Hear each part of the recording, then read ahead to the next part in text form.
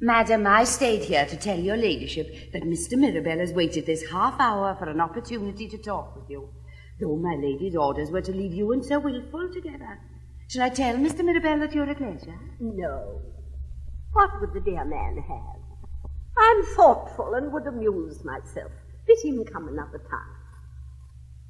There never yet was woman made, nor shall but be cursed. But how? You are very fond of Sir John Suckling today, Millamant, and the poets. He? I am filthy verses, so I am. Sir Wilfull is coming, madam. Shall I send Mr. Mirabell away? Aye, if you please, Foible, send him away. Or send him hither, just as you will, dear Foible. I think I'll see him, shall I? Aye, let the wretch come. This is a youth of the inspired train. Dear Fainall, entertain Sir Wilfull. Thou hast philosophy to undergo a fool. Thou art married and hast patience. I would confer with my own thoughts. I'm obliged to you that you would make me your proxy in this affair, but I have business of my own.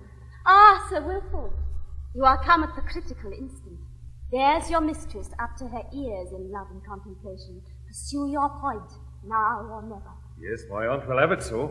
I would gladly have been encouraged with a bottle or two, because I'm somewhat weary at first before I am acquainted. But I hope after a time I shall break my mind. That is upon further acquaintance. So for the present, cousin, I'll take my leave. If so be you'll be so kind as to make my excuse, I'll return to my company. Oh, fie, Sir Wilfull. What? You must not be daunted. Daunted? No, that's not it. It's not so much for that. For if so be that I set on't, I'll do it. But only for the present. 'Tis sufficient till further acquaintance, that's all. Your servant. Nay, I swear you shall never lose so favourable an opportunity if I can help it. I'll leave you together and lock the door. Nay, cousin. I have forgot my gloves. What you do? I'll just lock the door, indeed, I think. Nay, cousin Fainall, open the door. What a vixen trick is this? I see me too. Cousin, I made bold to pass through, as it were. I think this door's enchanted. I prithee spare me, gentle boy. Press me no more for that slight talk. And cousin, your servant. That foolish trifle of a heart. Sir Wilfull? Yes, your servant. No offence, I hope, cousin. I swear it will not do its part, though thou dost thine, employ'st thy power and art. Natural, easy suckling.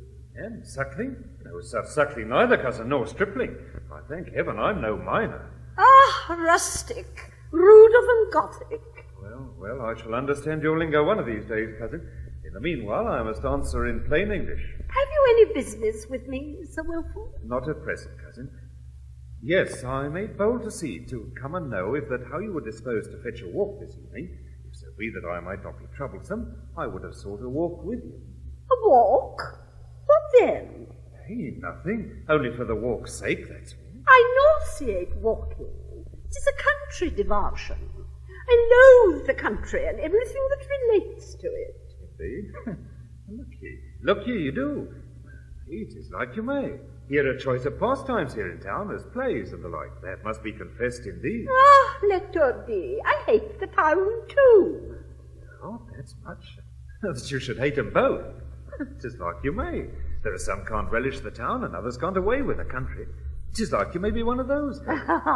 Yes, 'tis like I may. You have nothing further to say to me? Not at present, cousin. 'Tis like when I have an opportunity to be more private, I may break my mind in some measure. I conjecture you partly guess. However, that's as time shall try. But spare to speak and spare to speed, as they say. If it is of no great importance, Wilfull, you will oblige me to leave me. I have just now a little business. Enough, cousin. Yes, all the case. When you're disposed. Now's as well as another time, and another time's as well as now. All's one for that. Yes, if your concerns call you, there's no haste. It will keep cold, as they say. Cousin, your servant. This door's locked. You may go this way, sir. Your servant, then. With your leave, I'll return to my company. Aye. Like Phoebus sung the no less amorous boy. Like Daphne she, as lovely and as coy. Do you lock yourself up from me to make my search more curious? Or is this pretty artifice contrived to signify that here the chase must end and my pursuits be crowned, for you can fly no further? Vanity. No. I'll fly and be followed to the last moment. Though I am upon the very verge of matrimony, I expect you should solicit me as much as if I were wavering at the grate of a monastery with one foot over the threshold. I'll be solicited to the very last. Nay, and afterwards. What, after the last? Oh, I should think I was poor and had nothing to bestow if I were reduced to an inglorious ease and freed from the agreeable fatigues of solicitation.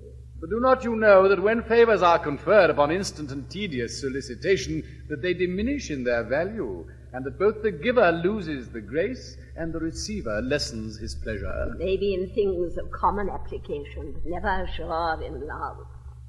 Oh, I hate a lover that can dare to think he draws a moment's air, independent of the bounty of his mistress. There is not so impudent a thing in nature as the saucy look of an assured man confident of success. The pedantic arrogance of a very husband has not so pragmatical an air. Ah, I will never marry unless I am first made sure of my will and pleasure. Will you have them both before marriage? Or will you be contented with the first now and stay for the other till after grace? Ah, don't be impertinent. My dear Liberty, shall I leave thee? My faithful solitude, my darling contemplation, must I bid you then adieu? Ah, adieu. My morning thoughts, agreeable wakings, indolent slumbers, all ye douceurs, ye sommeils du matin, adieu? I can't do it, 'tis more than impossible. Positively, Mirabell, I'll lie abed in the morning as long as I please. And then I'll get up in the morning as early as I please. Ah, idle creature, get up when you will. And here, I won't be called names after I'm married. Positively, I won't be called names. Names? I, as wife, spouse, my dear, joy, jewel, love, sweetheart, and the rest of that nauseous cant in which men and their wives are so fulsomely familiar. I shall never bear that. Good Mirabell, don't let us be familiar or fond, nor kiss before folks like my Lady Fainall and Sir Francis, nor go to Hyde Park together the first Sunday in a new chariot to provoke eyes and whispers, and then never to be seen there together again, as if we were proud of one another the first week and ashamed of one another ever after. Let us never visit together, nor go to a play together, but let us be very strange and well-bred. Let us be as strange as if we had been married a great while, and as well-bred as if we were not married at all. Have you any more conditions to offer? Hitherto your demands are pretty reasonable. Trifle. As liberty to pay and receive visits to and from whom I please, to write and receive letters, without interrogatories or wry faces on your part, to wear what I please, and to choose conversation with regard only to my own taste, to have no obligation upon me to converse with wits that I don't like because they are your acquaintance, or to be intimate with fools because they may be your relations. Come to dinner when I please, dine in my dressing room when I'm out of humour without giving a reason, to have my closet inviolate, to be sole empress of my tea-table, which you must never presume to approach without first asking leave. And lastly, wherever I am, you shall always knock at the door before you come in. These articles subscribed. If I continue to endure you a little longer, I may, by degrees, dwindle into a wife. Your bill of fare is something advanced in this latter account. Well, have I liberty to offer conditions, that when you are dwindled into a wife, I may not be beyond measure enlarged into a husband? You have free leave. Propose your utmost. Speak and spare not. I thank you. In primis, then, I covenant that your acquaintance be general, that you admit no sworn confidant or intimate of your own sex, no she-friend to screen her affairs under your countenance and tempt you to make trial of a mutual secrecy, no decoy duck to wheedle you a fop, scrambling to the play in a mask, then bring you home in a pretended fright when you think you shall be found out, and rail at me for missing the play and disappointing the frolic which you had to pick me up and prove my constancy. Detestable imprimis. I go to the play in a mask. Item, I article that you continue to like your own face as long as I shall, and while it passes current with me, that you endeavour not to new coin it.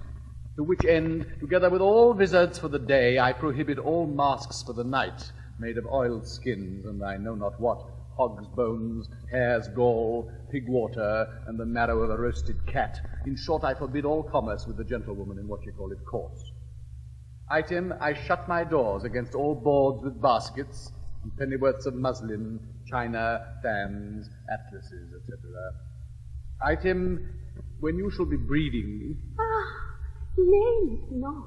Which may be presumed with a blessing on our endeavours. Odious endeavours. I denounce against all straight-lacing, squeezing for a shape till you mould my boy's head like a sugar loaf, and instead of a man-child make me father to a crooked billet. Lastly, to the dominion of the tay-table I submit, but with proviso that you exceed not in your province, but restrain yourself to native and simple tay-table drinks, as fay, chocolate, and coffee, as likewise to genuine unauthorized tay-table talk, such as mending of fashions, spoiling reputations, railing at absent friends, and so forth, but that on no account you encroach upon the men's prerogative and presume to drink healths or toast fellows, for prevention of which I banish all foreign forces, all auxiliaries to the tay-table, as orange brandy, all aniseed, cinnamon, citron, and Barbados water, together with ratafia and the most noble spirit of clary.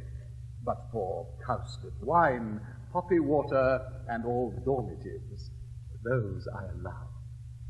These provisos admitted, in other things I may prove a tractable and complying husband. Oh, horrid provisos, filthy strong waters. I toast fellows, odious men. I hate your odious provisos. Then we are agreed. Shall I kiss your hand upon the contract? And here comes one to be a witness to the sealing of the deed. Fainall, what shall I do? Shall I have him? I think I must have him. Aye, take him. Take him. What should you do? Well then, I take my death. I'm in a horrid fright. Fainall, I shall never say it. Well, I think I'll endure you. Fie, have him. Have him and tell him so in plain terms, for I'm sure you have a mind in him. Are you? I think I have. And the horrid man looks as if he thought so too. Well, you ridiculous thing, you, I'll have you. I won't be kissed, and I won't be thanked. Here, kiss my hand, though. Now hold your tongue now. Don't say a word. Mirabell, there's a necessity for your obedience. You have neither time to talk nor stay. My mother is coming, and in my conscience, if she should see you, would fall into fits, and maybe not recover time enough to return to Roland, who, as Foible tells me, is in a fair way to succeed. Therefore spare your ecstasies for another occasion, and slip down the back stairs, where Foible waits to consult you. Go. In the meantime, I suppose you have said something to please me. I am all obedience. Yonder Sir Wilfull's drunk, and so noisy that my mother has been forced to leave Sir Roland to appease him, that he answers her only with singing and drinking. What they may have done by this time I know not, but Petulant and he were upon quarrelling as I came by. Well, if Mirabell should not make a good husband, I am a lost thing, for I find I love him violently.